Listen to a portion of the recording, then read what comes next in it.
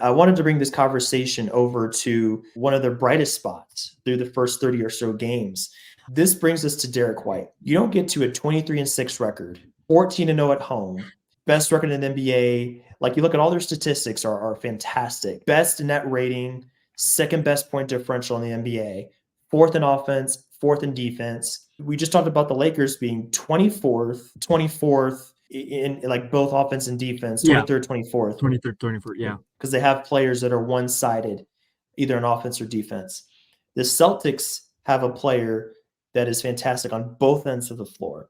This is how you get to be elite in both categories. Yes. JJ Redick posted on his Twitter the other day, Twitter X, I call it Twitter. JJ Redick said that, hey, Derrick White is an all-star. The casuals look at his numbers and say there's no way, because he's only averaging 16 points a game, 3 rebounds, 5 assists. But if we look at his advanced metrics, we look at his efficiency, 42% from 3, 6.5 attempts a game, incredible defender, ridiculous screen navigator, great hands, great anticipation, and a very underrated rim protector. And you may say, hold on, he's 6'4", 190 pounds. How's he a rim protector? The dude just knows where to be. He's just incredible. Hustles, and he knows where to be. So you can be Mark Williams at the rim. You know, you can be a Daniel Gafford at the rim and say, like, this is an easy layup or dunk. Yeah. Oh, don't remind me, man. That's just bringing back trauma. But Derrick White is just incredible. And the crazy part about it is he was acquired last February.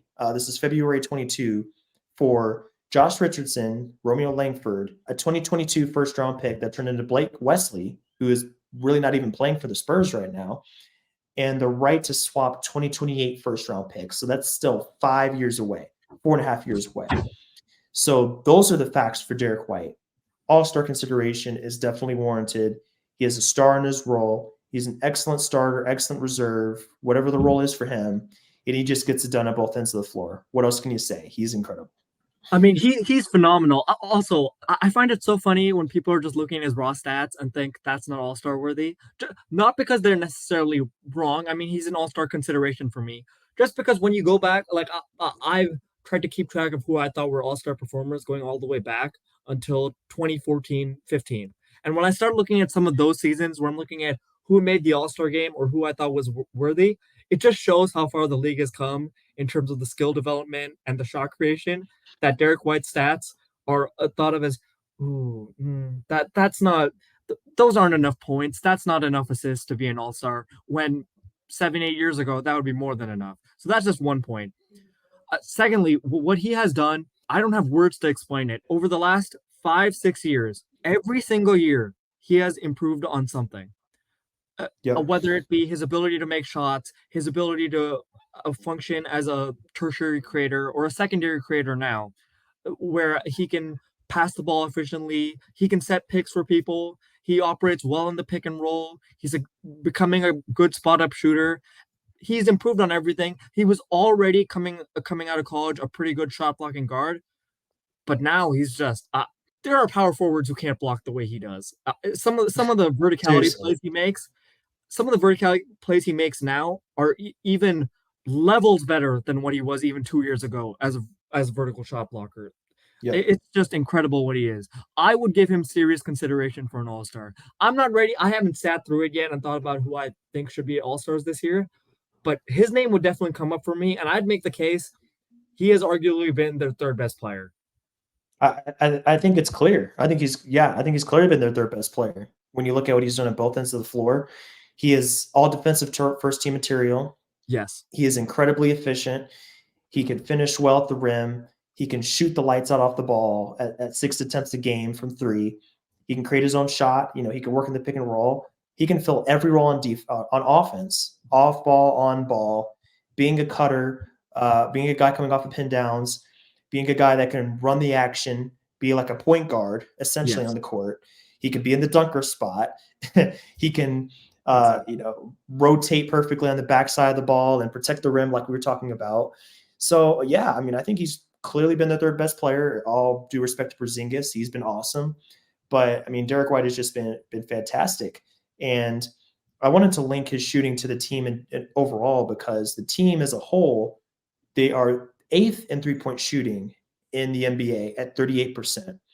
They're second in corner 3-point shooting at 46, basically 47%. So we know that's You're like, incredible. that's legit. Yeah, on fire. And what's crazier is like that, yes, they're top 10 in 3-point shooting as a whole. They're number one in frequency. They take the most threes in the NBA, and they're still top 10 in accuracy. Per cleaning the glass, Avi, they take 44% of their shots from 3-point range. Some games, they will take more threes than twos. Think about that. That's crazy when you I think love about it. the ratio, and they are eighth in makes in as far as accuracy. So Yeah. when you combine that efficiency with the accuracy, or the accuracy with the volume, that's how you get some of these crazy offensive games. I think they blew out the Pacers one game this season where it was like 151 to 122. They can 150 is win nothing for both them, man. ways. Yeah, it's really not.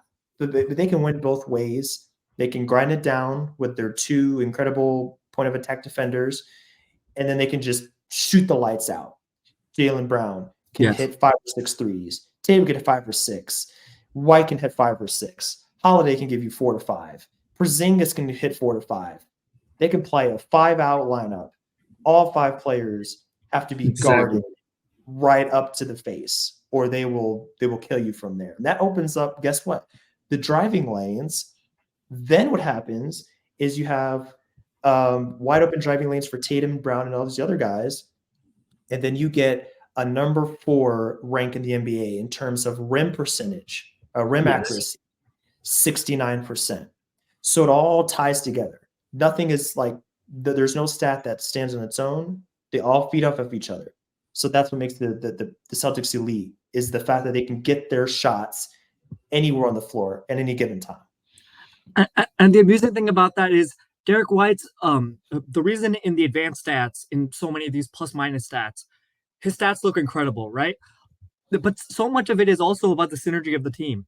Like Mm-hmm. per 100 possessions, with Derrick White on the court, they have outscored opponents by 15.3 points per game, and his on off is a plus 12.9, right?